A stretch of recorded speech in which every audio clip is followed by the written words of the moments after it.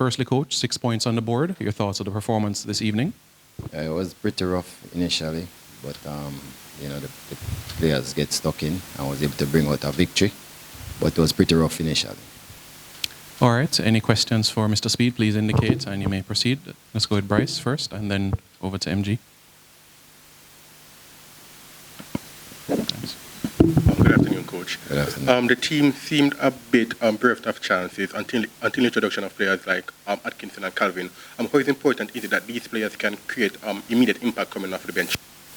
Yeah, no, they are really starters, but sometimes you have to plan for the long term, medium term, and that was what that was all about. Other players needed to get an opportunity to play because we knew we could always draw on them if we run into trouble.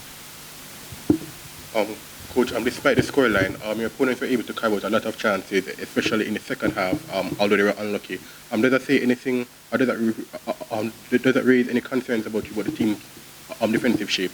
Yeah, but we recognize that if we played and play in the transition mode all the time, we also would be getting a lot of chances. And when we assessed the game, we thought if it even turned into a shootout, we would have come out on top. So that was the thinking behind stretch on both ends. Coach, first off, ended 1-1. The defenders are finding it very, very difficult to deal with the striker, the number 30. What was the instruction to the defense in the second half? Well, it wasn't the defense was the problem, really. We were allowing them to come out too easy. So in the second half, what we did was put a block right in front of them, 4 across the front of the field. That was able to slow down their attack in the second half. Can you tell us a little bit about the performance from the captain tonight, Richard King? Oh, he's brilliant. You know, play a true captain role. Maybe his last game for us too. But so I thought he was just brilliant defensively, and it's a good time for him to be like that because the national team coach was in the stands watching.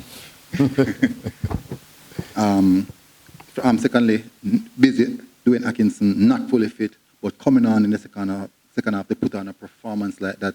Can you tell us a little bit more about his fitness and also the performance that he put in? Well, he's recovering from an injury sustained in training about 3-4 weeks ago.